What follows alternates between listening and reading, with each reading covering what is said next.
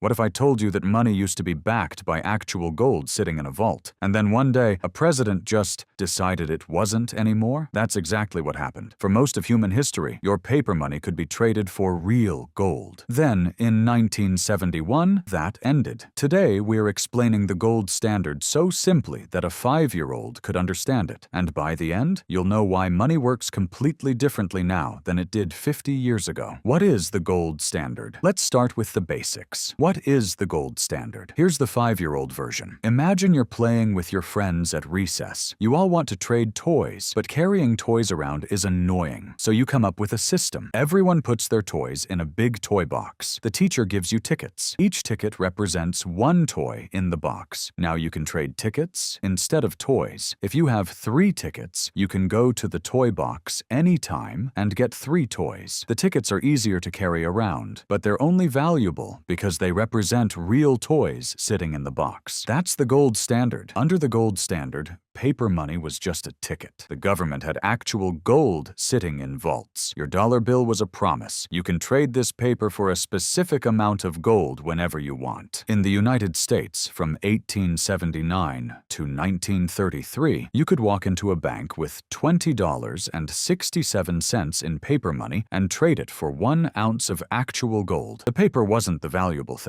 The gold was. The paper was just easier to carry around than chunks of gold. Every country that used the gold standard had the same system. French francs could be traded for gold. British pounds could be traded for gold. German marks could be traded for gold. This made international trade simple because all currencies were connected to gold. Think of gold as the universal language of money. Everyone agreed gold was valuable, so connecting all money to gold made sense. Why did we use the gold standard? So why gold? Why not silver or diamonds or baseball cards? Gold has some special properties that make it good for backing money. It's rare, but not too rare. There's enough gold to back a currency, but not so much that it becomes worthless. It doesn't rust or decay. You can bury gold for 1,000 years, dig it up, and it's still gold. Everyone agrees it's valuable. Across cultures and centuries, humans have valued gold. 5-year-old version. Imagine if your recess tickets were backed by leaves. Problem: anyone can grab more leaves. Your tickets become worthless because leaves are everywhere. Now imagine tickets are backed by moon rocks. Problem: there aren't enough moon rocks for everyone to trade. Gold is like a really cool rock that's rare enough to be special,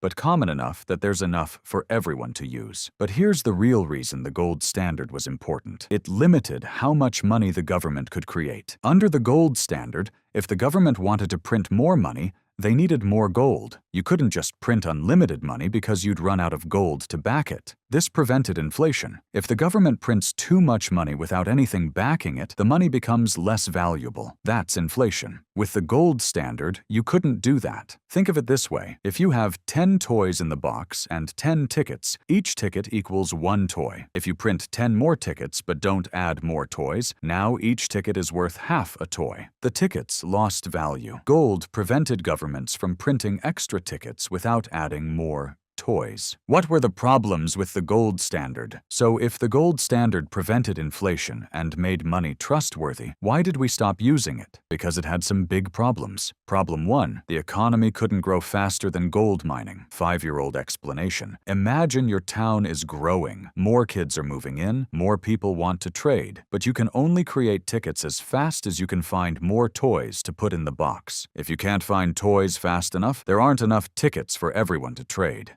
Everything slows down. That's what happened with the gold standard. The economy could only grow as fast as people could mine gold. If the economy grew 5%, but gold mining only grew 2%, you didn't have enough money in circulation. This caused deflation. Prices would drop because there wasn't enough money to buy things. Sounds good, right? Lower prices. But deflation is actually dangerous. If people expect prices to drop, they stop buying stuff. Why buy today when it'll be cheaper tomorrow? Businesses shut down. People lose jobs. The economy crashes. Problem 2. It made economic crises worse. During the Great Depression in the 1930s, the gold standard made everything worse. Banks failed. People panicked and tried to trade their paper money for gold. Countries ran out of gold. They couldn't print more money to help the economy because they didn't have gold to back it. It was like being in a burning building and the fire extinguisher is locked in a box and you don't have the key. You need to put out the fire, but the rules won't let you. Problem 3. money. It limited government flexibility. Sometimes a government needs to print money quickly, like during a war or economic emergency. Under the gold standard, they couldn't. They were handcuffed by how much gold they had. If you're starting to understand why money is so complicated, hit that like button. And if you want to learn more about how money actually works today, subscribe to the channel because we're about to explain what happened next. Let's keep going. The end of the gold standard. So how did the gold standard end? It happened in stages, but the final death blow came on August 15th, 1971. First, during the Great Depression in 1933,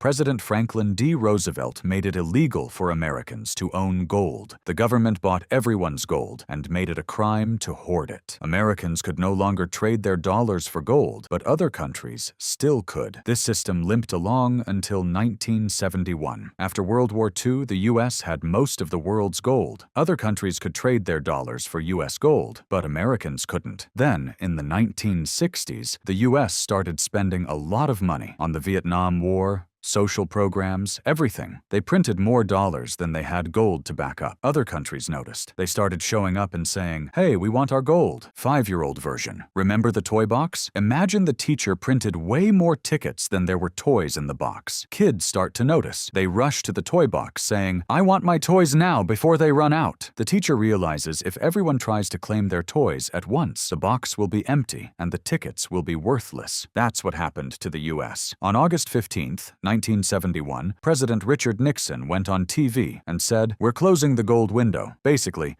you can't trade dollars for gold anymore. The dollars are the value now. This is called fiat money. Fiat means by decree. The money is valuable because the government says so, not because it's backed by gold. And just like that, after thousands of years of money being connected to gold or silver, it ended. Money became what economists call a social construct. It's valuable because we all agree it is. What happened after? So what changed when we left the gold standard? The good. The economy could grow faster. Governments weren't limited by gold supply. During crises, governments could print money to help. No more being handcuffed. International trade became more flexible. The bad. Inflation took off. In the 1970s, without gold limiting money printing, inflation hit double digits. Prices were rising 10 to 13% per year. Governments could print money more easily, which means your money loses value faster. The value of money became more unstable. Exchange rates between countries bounced around. 5-year-old version. Remember the tickets? Now there's no toy box. The teacher can print as many tickets as she wants. This makes trading easier. More tickets means more trades happening, but it also means your tickets might not be worth as much tomorrow because the teacher keeps printing more. Today, the value of money is based on trust. You trust that the U.S. government won't print so much money that dollars become worthless. You trust that other people will keep accepting dollars. That's it. There's no gold backing it up. This is why some people love gold and some hate it. Gold fans say, money should be backed by something real. Critics say, gold was holding the economy back. Should we go back? Some people want to return to the gold standard. Their argument, it would stop inflation and prevent governments from printing unlimited money.